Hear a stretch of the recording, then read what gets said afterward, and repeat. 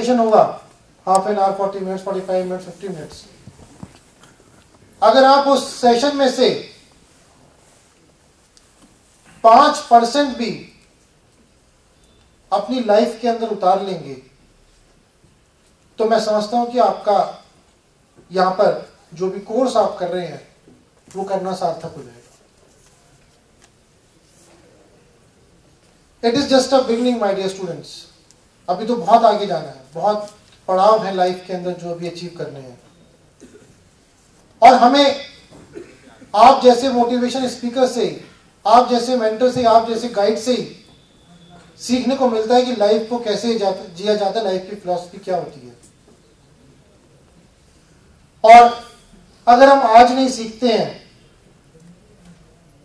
तो लाइफ जैसे हाथ में रेत होता है ना, उसकी तरह होती है, वो निकलता रहता है, निकलता रहता है। हमें उस टाइम रियलाइज होता है जब बहुत लेट हो जाता है और हम पछताते हैं कि काश हम समय रहते वो चीज अडॉप्ट कर लेते तो आज हम उस लेवल पे होते जहां पर हमारे माता पिता ने वो सपना देखा था, हमें कहीं पढ़ने के लिए भेजा था और हम उसको अचीव कर पाए। आज का टॉपिक भी बहुत अच्छा है, contribution of our country in science. हम चाहे रामायण काल की बात करें, महाभारत काल की बात करें, आज की बात करें, lot of examples are there. India is always been a leader, always been a group as far as science is concern. पहले भी था, विश्व गुरु आज भी है। चाहे महाभारत रामायण काल में यान की बात करें, जिस यान से सीता जी का हरण हुआ था, रावण लेकर आया था। आज हम आयुर्वेदा की बात करें, we are always at the top. Yoga की बात करें, दिस ऑल इज साइंस जो कभी खत्म नहीं हो सकती, जो कभी वैनिश नहीं हो सकती, आगे बढ़ती रहेगी। हम यहां पर आज सर को सुनने के लिए एकत्रित हुए हैं। I would once again like to welcome our today's guest Shri Tapan Kumar ji on behalf of IMT university.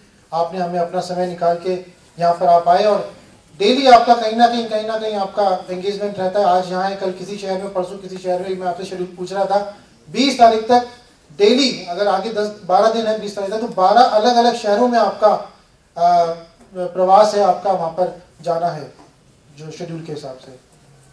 तो आज we are blessed to have you in our campus. I once again welcome. और हम आपको सुनने के लिए यहाँ पर आए हैं, सब एकत्रित हुए हैं, हम आपको सुनना चाहते हैं। Thank you all, thank you. अपने हाथ में नहीं लिया, उन्होंने रेवेन्यू कलेक्शन का अधिकार लिया और उसके बाद 1760 में उन्होंने सर्वे ऑफ इंडिया सबसे पहले स्थापना की कि भारत के संसाधनों का सर्वे करना कि वो कहां है, किस प्रकार के हैं। और इन्होंने जूलॉजिकल सर्वे किया, जियोलॉजिकल सर्वे किया, बोटेनिकल सर्वे किया, एंथ्रोपोलॉजिकल सर्वे किया, इकोनॉमिकल सर्वे किया, हर प्रकार के जितने सर्वेज हो सकते हैं वो उन्होंने किए। उसके बाद में उन्होंने स्ट्रेटेजी बनाई और जो स्ट्रेटेजी बनाई उसमें उनको ध्यान में आ गया सारे सर्वे के बाद कि भारत कितना प्रगतिशील था विज्ञान के क्षेत्र में। एक कुछ लोगों के मैं अपने कोट से मैं अपनी बात शुरू करूंगा। एक पाश्चात्य चिंतक हुए हैं मार्क ट्वेन। वो कहते हैं कि भारत उपासना पंथों की भूमि है, मानव जाति की पालना भाषा की जन्मभूमि है, पुराणों की दादी एवं परंपरा की परदादी है। मनुष्य के इतिहास में जो भी मूल्यवान एवं सृजनशील सामग्री है उसका भंडार अकेले भारत में है। हम यदि आचार्य प्रफुल्ल चंद्र राय की बात करें, जिन्हें फादर ऑफ केमिस्ट्री भारत का कहा जाता है, मैं उस पर आऊंगा कि केमिस्ट्री का क्या क्या योगदान था। वो ये कहते हैं कि we are not ashamed of our ancient contribution to the science of chemistry. I am equally proud of and not ashamed for all the branches of science that grow in ancient India. C V Raman कहते हैं 1949 में अपने इलाहाबाद के दीक्षांत भाषण में कि when we import, वो भारत की वर्तमान दशा को लेकर बोल रहे हैं कि when we import we not pay for our ignorance only but we also pay for our incompetence. कहने का मतलब यह है, जब हम ये बोझ लेकर चलते हैं कि हम कुछ नहीं थे, हम सपेरों के देश थे, हम वो बंदर पे बंदरों का बंदर बन जाकर नाच नचाने वाले लोग थे, ये जो छवि बनाई थी अंधविश्वासों का था देश है, ये छवि ने इस देश के युवा पीढ़ी को एक इंफीरियरिटी कॉम्प्लेक्स के साथ भर दिया और वो हमको एक ये दृष्टि मिली कि हमको लगा कि जो भी विदेशी है, जो भी पाश्चात्य है, जो भी वेस्ट का है, चाहे वो लड़का या लड़की या पुरुष या महिला हो या वहां की कोई वस्तु हो, वो हमें श्रेष्ठ लगती थी और अपनी चीज को हम हे दृष्टि से देखते थे। ये एक माइंडसेट हमारा बना दिया और उस माइंडसेट से हमारी जैसे की पीढ़ी चली है और आपकी भी पीढ़ी लगभग उसी से चल रही है। और इसलिए जब हम आधुनिक होने की बात करते हैं तो हमको लगता है आधुनिक होने का मतलब है पश्चिमीकरण होना। साथियों, मॉडर्नाइजेशन डजंट मीन वेस्टर्नाइजेशन। यह बात हमको अच्छी तरह समझनी चाहिए।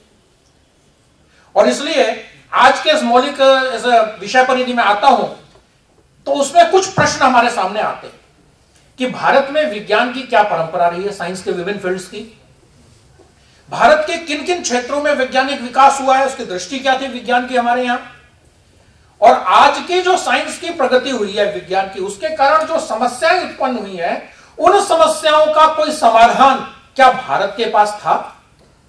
तो इन बिंदुओं का जब हम विचार करते हैं तो मैं कुछ उदाहरण से शुरू करता हूं। पुरी के पूर्व शंकराचार्य हुए श्रद्धेय परम पूजनीय भारती कृष्ण तीर्थ जी महाराज। हम लोगों को लगता है कि कोई शंकराचार्य साधु सन्यासी है, भगवा कपड़े पहना है, मतलब वो मठमाला या माला फेरता रहेगा। He was a great mathematician. उन्होंने भारत के प्राचीन शास्त्रों से, ग्रंथों से कुछ सूत्र निकाले जिसे आज हम वैदिक गणित के नाम से उसको पुनर्जीवित किया और उसमें से 16 मुख्य सूत्र और 13 उप मुख्य सूत्र थे।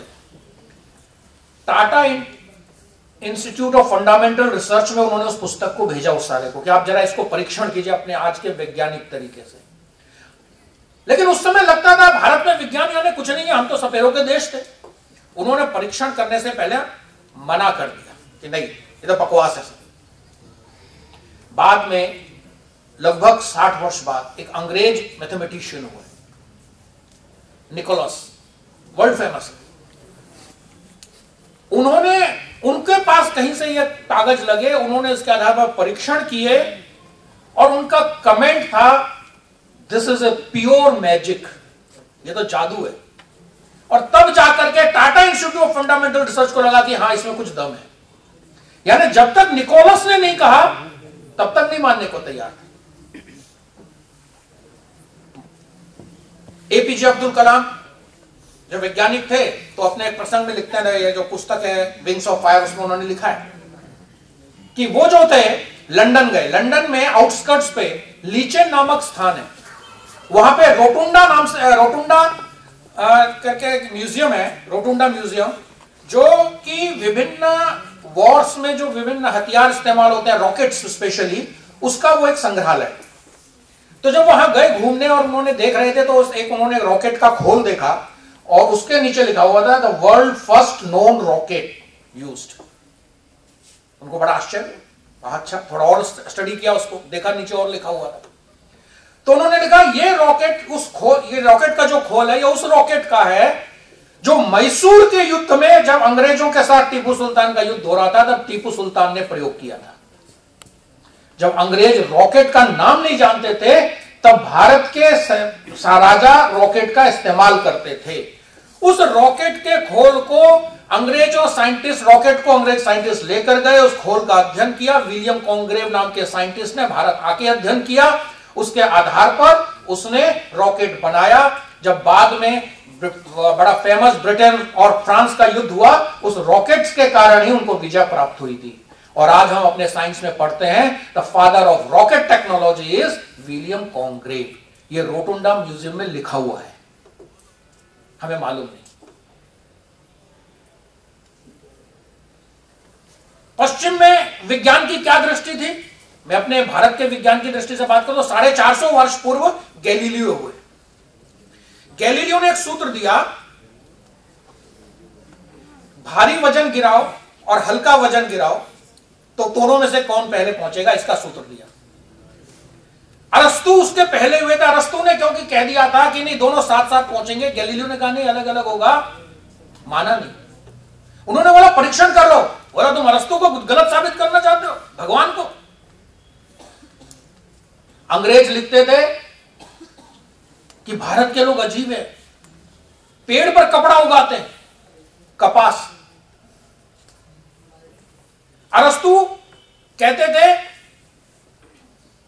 कि सूर्य जो है पृथ्वी के चारों ओर चक्कर लगा रहा है।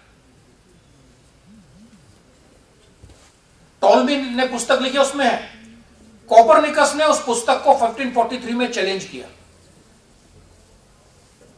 उसने कहा नहीं, सूर्य पृथ्वी को चारों ओर चक्कर नहीं लगा रहा, पृथ्वी सूर्य के चारों ओर चक्कर लगा रही है। पुस्तक को प्रतिबंधित कर दिया वहां के उस पश्चिम जगत के समाज ने।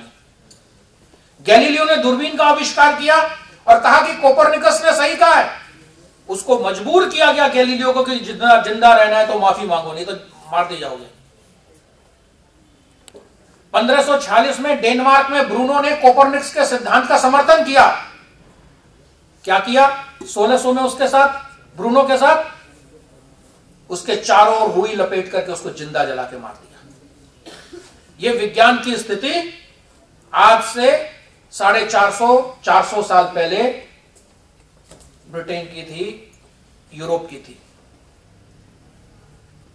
वहां पे जो इंडस्ट्रियल रिवॉल्यूशन हुआ है या साइंटिफिक डेवलपमेंट हुआ, उसके लिए जो धन चाहिए था, यह धन किसने दिया था?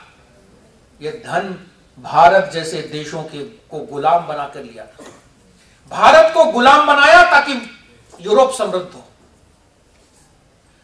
1757 से 1947 तक 47 ट्रिलियन डॉलर्स भारत से लेकर गए थे अंग्रेज। आप कल्पना कीजिए।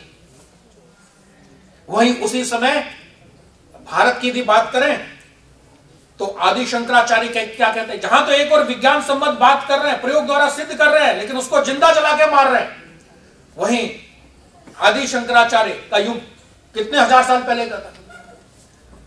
वो अपने गीता भाष्य में लिखते हैं कि यदि सैकड़ों श्रुतियां भी ये कहें कि अग्नि शीतल है, वह अप्रकाशक है, वो ऊर्जा नहीं देती, वो शीतल है, वो रोशनी नहीं देती, तो भी वे तब तक प्रमाण स्वरूप नहीं माने जा सकते जब तक कि प्रत्यक्ष अनुभव के आधार पर प्रैक्टिकल करके आप उसको सिद्ध नहीं करते। ये थी हमारी वैज्ञानिक दृष्टि आज से हजारों साल पहले। हम सुनाई पूरा प्रोसीडिंग बुक्स में किस बात पे कि जिंदा मछली ज्यादा भारी होती है कि मरी मछली। अरे भैया, तर्क करने का इसमें आवश्यकता क्या है? इतने दिन लगाने के, एक हफ्ता पूरा। एक जिंदा मछली ले आओ, एक मरी हुई मछली ले आओ, दोनों को तोल लो। नहीं, प्रैक्टिकल नहीं करे। उस समय जो का शीर्ष नेतृत्व होगा उसने जो कह दिया वही सत्य है। केमिस्ट्री पर उसी दौरान लगभग 2 पुस्तकें लिखी, रसेंद्र चिंतामणि और रस प्रकाश सुधाकर। यह 13वीं और 14वीं शताब्दी में लिखी गई थी। इसके लेखक थे रामचंद्र व यशोधर। ये 2 भारत के ऋषि थे। हम ऋषि उनको कहते थे जो अपने अपने क्षेत्र में तज्ञ होते थे। वो लिखते हैं कि मैंने जो कुछ विद्वानों से सुना वह पुस्तकों में पढ़ा है। इस अपनी पुस्तक के भूमिका में वो लिखते हैं कि हमने जो भी अपने विद्वानों से सुना, गुरुओं से सुना या पुस्तकों में पढ़ा है, पर मैंने जिसको स्वयं प्रयोग करके, प्रैक्टिकल करके सिद्ध नहीं किया, उसे मैंने इस पुस्तक में नहीं लिखा है। केवल वही लिखा है जो प्रयोग द्वारा सिद्ध है। यह 13वीं 14वीं शताब्दी के केमिस्ट्री के ऊपर पुस्तक का भूमिका है। भारत में संगीत के जितने भी उपकरण बने हैं वो सभी साउंड्स की जो साइंस है उसके आधार पर बने। उसके विज्ञान, स्वाति मुनि वो सबसे पहले जिसके बारे में कहा, स्वाति मुनि वो रहते थे, यानी आज से कोई लगभग 6000 साल वर्ष पूर्व की मैं बात कर रहा हूं। वो स्नान करने गए थे, वर्षा का दिन था, पानी बरस रहा था, वहां पे तालाब में जो थे कमल के पत्ते भी थे। उन कमल के पत्तों पर पानी जो अलग अलग प्रकार से गिर रहा था, उसकी जो ध्वनि उन्होंने ध्यान से सुनी। ऑब्जर्वेशन स्किल्स उनकी कितनी जबरदस्त होगी। जरा आप कल्पना कीजिए कि कमल के पत्ते पर पानी की बूंदें वर्षा के ऋतु में गिर रही है वर्षा में, उन आवाज को समझ के, अलग अलग आवाज को समझ करके फिर उन्होंने प्रयोग शुरू किया अपने घर पर आकर, अपने कुटिया में आकर के। पानी की बूंद गिराते पत्ते पर, उसकी ऊंचाई से कम ऊंचाई करते, मोटी बूंद करते, पतली बूंद करते, अलग अलग एंगल से गिराते, तो उससे क्या आवाज आती, उसके आधार पर उन्होंने प्रथम जो था संगीत का उपकरण बनाया। स्वाति मुनि उनका नाम था। हम में से कितने लोग जानते हैं स्वाति मुनि का नाम? नहीं जानते। अगस्त्य ऋषि का तो नाम सुना होगा ना आप लोगों ने, रामायण में पढ़ा होगा। अगस्त ऋषि की एक पुस्तक है, उसके कुछ ही अंश आज उपलब्ध है, अगस्त संहिता। ये आज से लगभग मैं 3000 साल 4000 साल पहले की बात बता रहा हूं। उसमें एक श्लोक का वर्णन करते हैं। मैं पहले संस्कृत में वो श्लोक पढ़ देता हूं, फिर उसका हिंदी आपको अनुवाद बताऊंगा।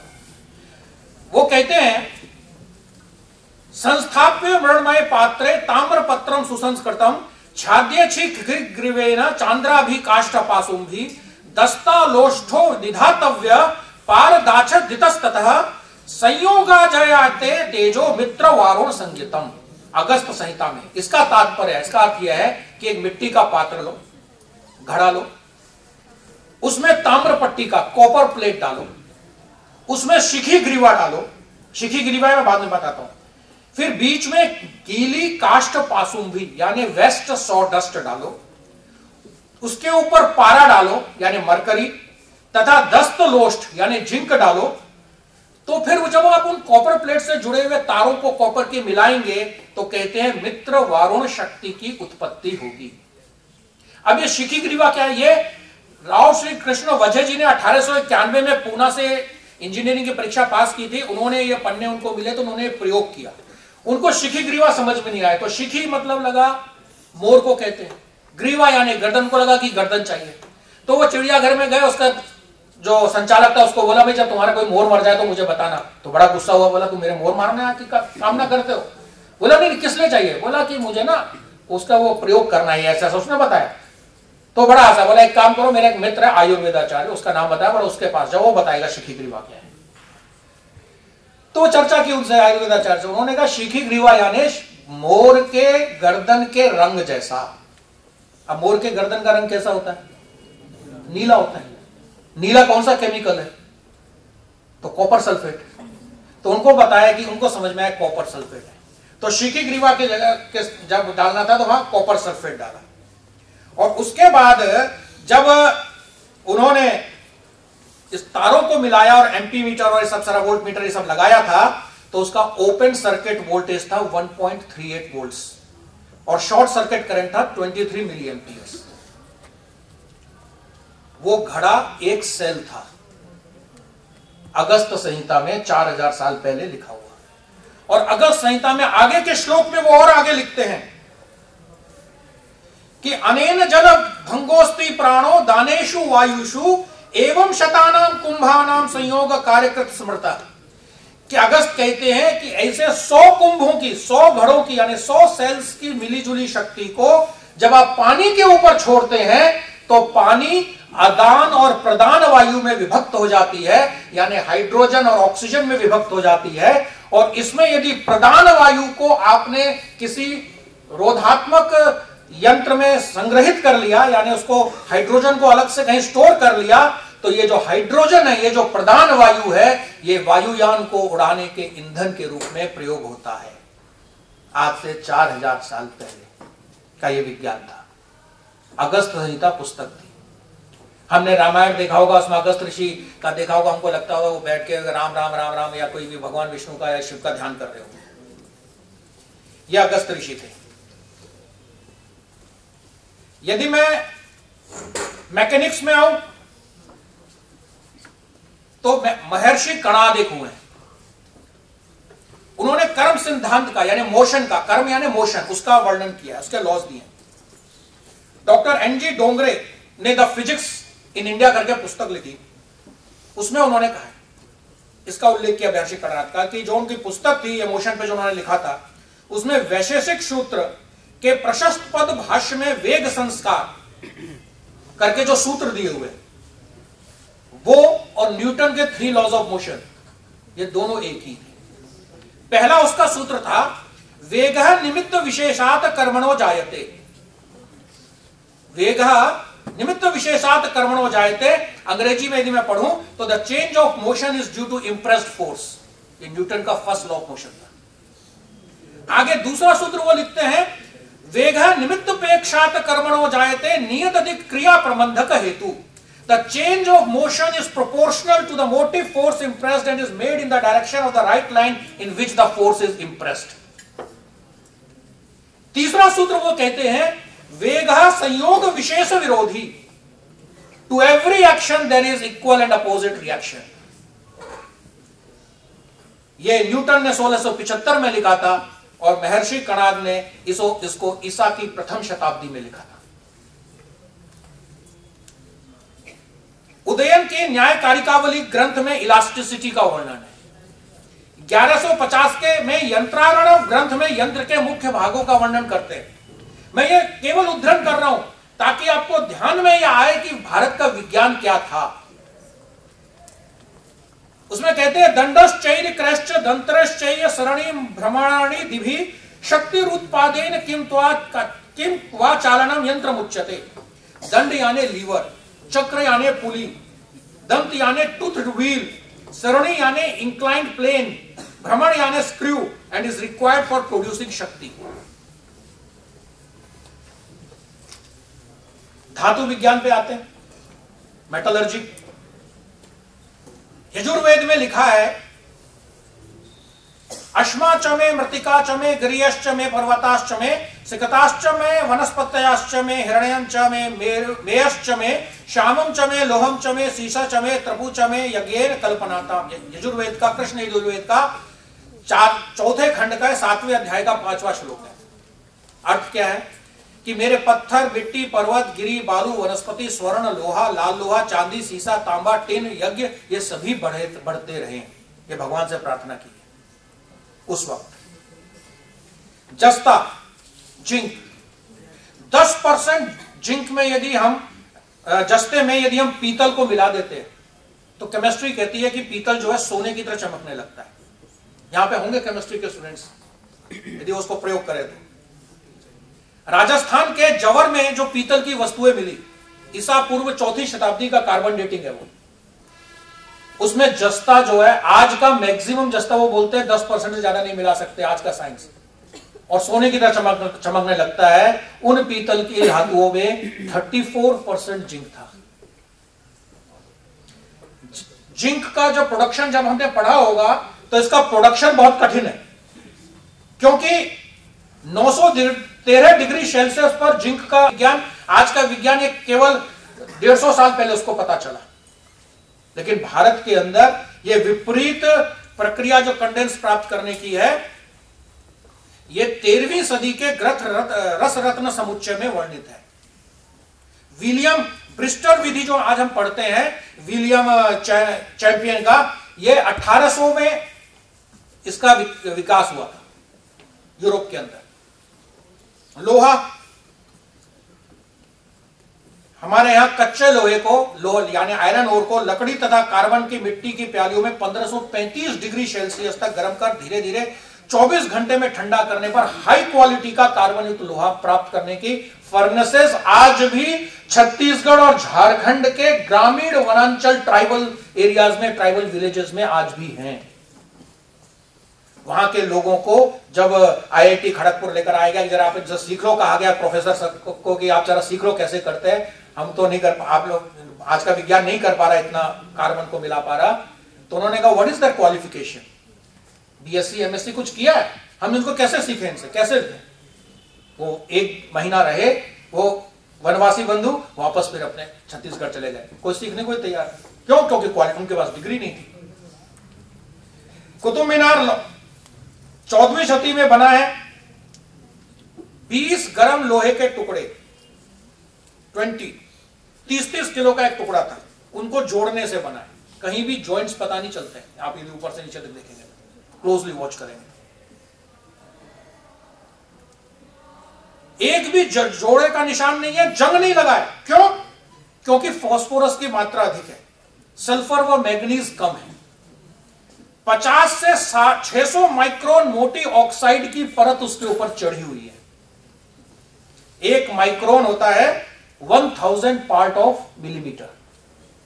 इतनी बारीक परत कैसे चढ़ाई होगी जब उन्होंने ये लोहे के टुकड़े बनाए होंगे। कल्पना करें कितने शताब्दी वर्ष पूर्व की बात है।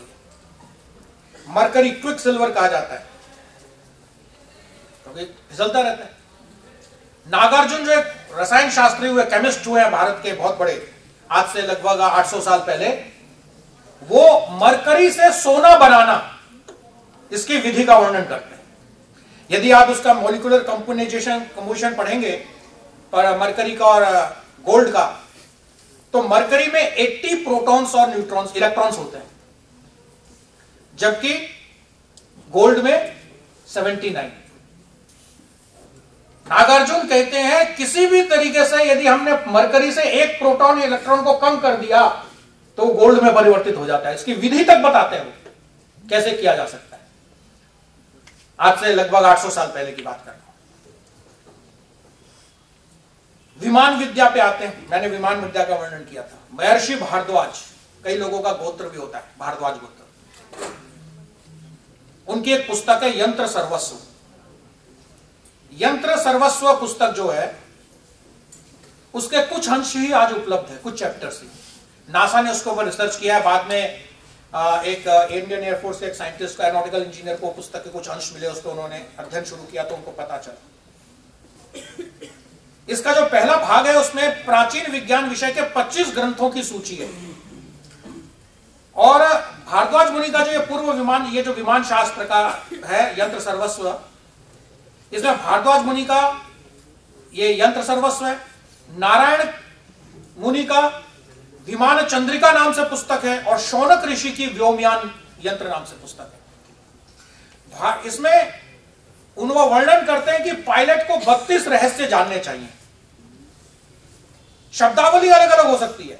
प्रमुख रहस्य जो उसमें वर्णन आता है वो कृतक रहस्य यानी हार्डवेयर का वर्णन, गूढ़ रहस्य विमान को छिपाने की विधि, संकोचा विमान को उड़ते समय उसके साइज को छोटा करना, विस्तृता विमान को उड़ते समय बड़ा करना, दिक् प्रदर्शन रहस्य जो कि यंत्र से दूसरे विमान की दिशा और गति पता करना जो सामने से आ रहा है। आकाश मार्ग का शौनक ऋषि वर्णन करते हैं तो 5 प्रकार के आकाश मार्ग की बात करते हैं। पहला कहते हैं शकत्य व्रत यानी रेखापथ जो धरती से लेकर 10 किलोमीटर ऊपर तक 10 किलोमीटर ऊपर होता है। दूसरा पथ है मंडल पथ वाताव्रत, यह 50 किलोमीटर ऊपर। तीसरा है सत्याव्रत शक्ति किरणाव्रत कक्षपथ 60 किलोमीटर, सत्याव्रत शक्तिपथ 80 किलोमीटर और घर्षणाव्रत केंद्र पथ यह 90 किलोमीटर ऊपर धरती से। अब ये विभिन्न, यदि विमान नहीं था तो विमान पथ कैसे बता दिए? हम सोचे गणित शास्त्र में आते हैं हम, एक मंत्र आपने अक्सर पंडित जी से सुना होगा, किसी न किसी बोला भी होगा, ओम पूर्णमदः पूर्णमिदं पूर्णात् पूर्णमुदच्यते, सुना है ना? क्या अर्थ है कि ये सब पूर्ण है। पूर्ण से पूर्ण की उत्पत्ति होती है, वो भी पूर्ण होता है। पूर्ण में लीन होने जाने पर भी शेष अपूर्ण होता है। जो वैशिष्ट्य पूर्ण के संदर्भ में वही शून्य और अनंत है। 0 multiplied by 0 is 0, infinity multiplied by infinity is infinity, infinity plus infinity is infinity, 0 plus 0 is 0। यही तो पूर्ण मध्य मंत्र है और क्या है। स्पेन में मैड्रिड के एक संग्रहालय में एक पुस्तक रखी है, सबसे पुरानी गणित की पुस्तक है वो, उसका नाम है कैडेक्स विजिलेंस। उसमें वर्णन आता है कि गणना के चिन्हों से अंक, ये जो है, ये हमें अनुभव जो होता है कि ये प्राचीन हिंदुओं की बुद्धि बड़ी पैनी थी तथा अन्य देश गणना व ज्योमेट्री और अन्य विज्ञानों में उनसे बहुत पीछे थे।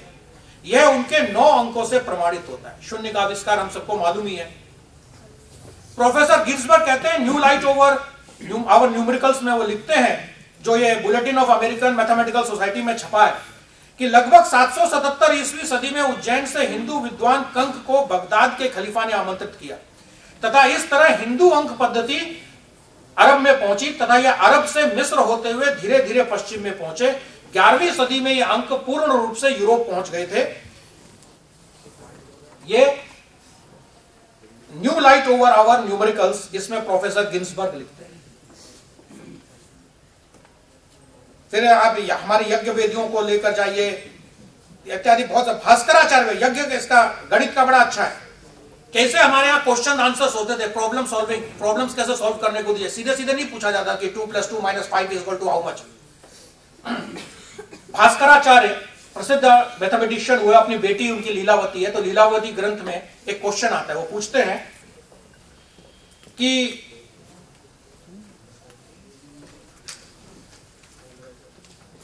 उसमें वो वर्णन करते हैं कि गणित का जो मूल कार्य है कि इन सभी के मूल में 2 ही प्रकार के कर्म है गणित में, वृद्धि जोड़ना और ह्रास घटाना।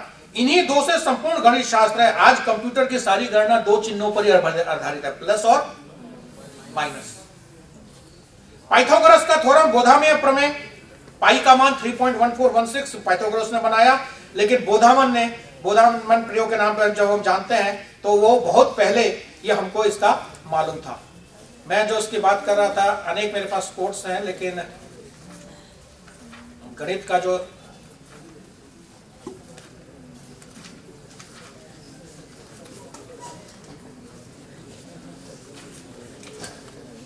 कई सारे पेपर होते हैं ना, नुकसान होता है।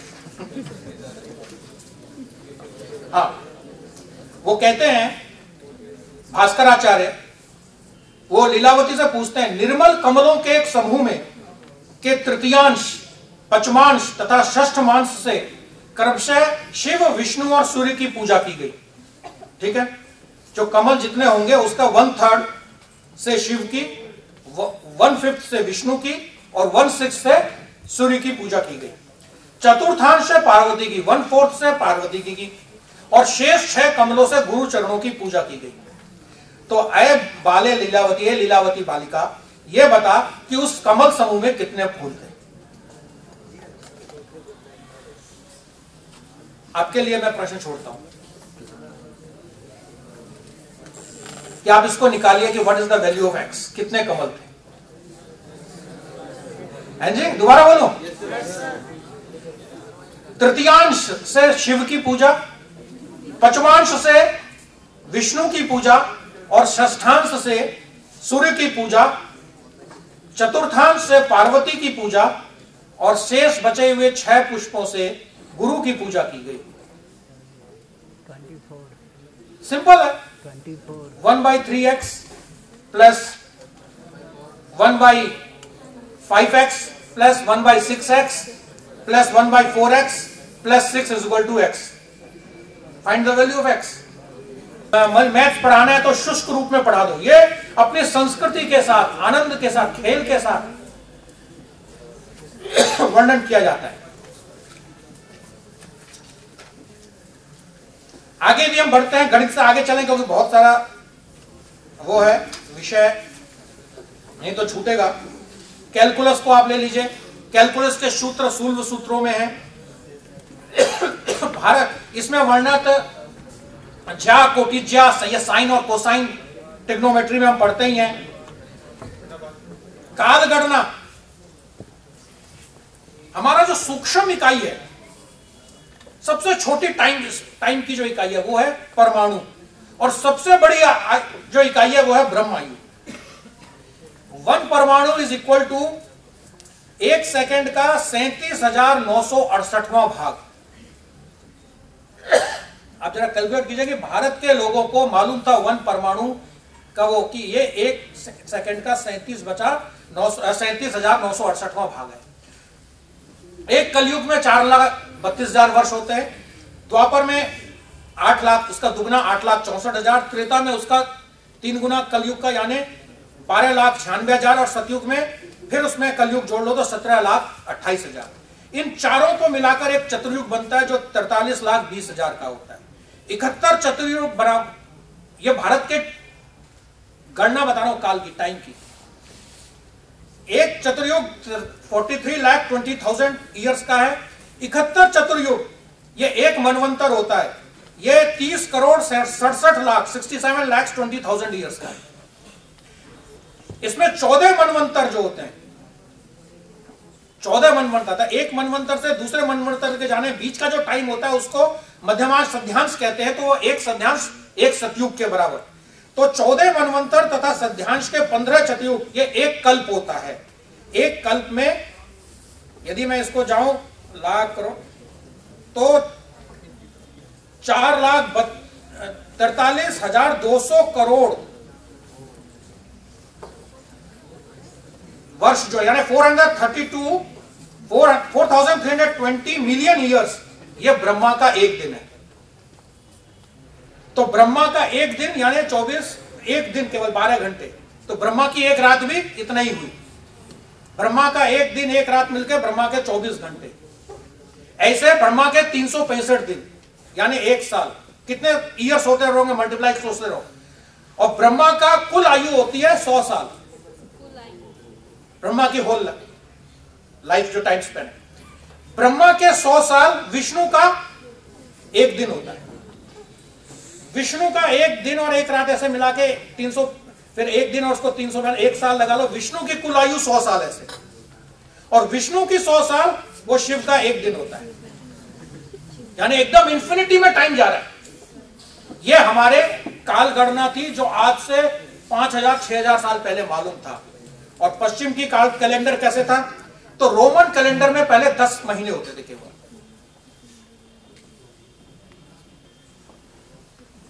मार्च से दिसंबर तक, जनवरी फरवरी नहीं था, ये महीने ही नहीं थे। और प्रत्येक महीना जो था 304 दिन का होता था। बाद में न्यूमा पेम्पोलिस नाम का जो राजा हुआ, उसने 2 महीने बढ़ाए, जनवरी और फरवरी, और 355 दिन हो गए। तो अंतर बढ़ गया सूर्य के चक्र के अनुसार। तो 46 बिफोर बीसी में जूलियस सीजर ने 365 और 1/4 डे उसका एक साल बताया, और कहा कि अब क्योंकि ये जो अंतर बढ़ गया इसलिए 46 बीसी जो है, ये जो साल था, उसने कहा ये ईयर ऑफ कंफ्यूजन रहेगा, क्योंकि इसमें दिन बढ़ गए हैं समय। तो उसको गैप करने के लिए बोला आज ये तारीख रहेगी। और 1582 में फिर 10 दिन बढ़ गए, फिर आते आते 46 बीसी में जो ठीक किया था, 1582 में 10 दिन बढ़ गए। तब इसको ठीक करना था, तो पोप ग्रेगरी 13वें ने कहा कि 4 अक्टूबर के बाद अगला जो तारीख आएगी वो 15 अक्टूबर होगी। और वर्ष का प्रारंभ 1582 से मार्च से नहीं, जनवरी से शुरू हुआ। कि जिसकी जो मर्जी आए, जूलियस सीजर को लगा कि मेरे नाम से महीना होना चाहिए, तो उन्होंने जुलाई मास का जो नाम था वो नाम बदल के जुलाई कर दिया, जूलियस के नाम से जुलाई। उसके बाद अगला राजा हुआ अगस्टस, उसको बोला मेरे नाम से भी मैं कौन सा कम हूं, तो बोला अगस्टस का अगस्त, तो उसने उसका नाम बदल के अगस्त कर दिया। और बोला कि जब जुलाई 31 का है तो मैं 30 का कैसे हो सकता हूं, तो मैं भी 31 का हूंगा। तो भी फरवरी से एक दिन कम निकाल लिया। ये तो रोमन कैलेंडर की यात्रा है। अब हम जब संकल्प पत्र पढ़ते हैं, जब हम पूजा करने जाते हैं, भगवान पंडित ओम अस्य श्री विष्णु राज्ञा प्रवर्तमान ब्राह्मणाम द्वितीय परार्धे महाविष्णु, इसका हिंदी अर्थ यदि मैं पढ़े तो मैं विष्णु के द्वारा प्रवर्त किया गया, ब्रह्मा के द्वारा पालन किया जा रहा के ब्रह्मा की द्वितीय परार्ध के महाविष्णु द्वारा प्रवर्तित अनंत कालचक्र में वर्तमान ब्रह्मा की आयु क्या चल रही है। तो द्वितीय परार्ध यानी पहला परार्ध यानी 50 वर्ष की आयु ब्रह्मा की पूरी हो गई, अब दूसरे 50 वर्ष चल रहे हैं। इसमें आगे जब होता कि पूर्ण करके 51वां चल रहा है, इसमें श्वेत वाराह कल्पे, श्वेत वाराह कल्पे यानी ब्रह्मा जी का 51वां वर्ष का यह पहला दिन चल रहा है। वैवस्वत मनवंतर, आजकल जो हम पढ़ते हैं ना, तो वैवस्वत मनवंतर चल रहा है, यानी ब्रह्मा के दिन में 14 मनवंतर होते हैं, उसमें 7वां मनवंतर का नाम वैवस्वत मनवंतर है। ये चल रहा है। अष्टविंशतित्व में कलयुगे, एक मनवंतर में 71 चतुर्युग होते हैं, तो अभी ये 28वें चतुर्युग का कलयुग चल रहा है आज का। जब से ये आयु बता रहे हैं, जब से सृष्टि उत्पन्न हुई तब से आज का क्षण कौन सा है, कितना समय बीत गया। 28 में विलियम हार्वे ने रक्त का हृदय में पहुंचना आवश्यक है। ये कैसे पहुंचता है, ये मार्शल मेल्फिगी ने समझाया था 1669 में। भारत के शतपथ ब्राह्मण ग्रंथ में 7000 वर्ष पूर्व एक वर्णन आता है हृदय का काम क्या है। हरते हृदयता तर्ये ते हृदय शब्द है, जो लेता है, देता है, घुमाता है, इन 3 क्रियाओं को हृदय शब्द विभक्त करता है। ह से हरणे यानी रिसीव करना, द से दाने यानी देना, और टू प्रोपेल, और य से गर्तो यानी सर्कुलेट करना, ये हृदय का काम है। हृदय शब्द का ये व्याख्या है, ह द य। तो प्लास्टिक सर्जरी का वर्णन है, टीकाकरण का वर्णन है, वैक्सीनेशन। तो 1798 में डॉक्टर जेनर ने विश्व में पहला वैक्सीनेशन किया था। लेकिन an account of the disease of Bengal in Calcutta 1731 में स्मॉल पॉक्स के टीका का वर्णन आता है इस ब्रिटिश जर्नल में, भारत में कलकत्ता में था।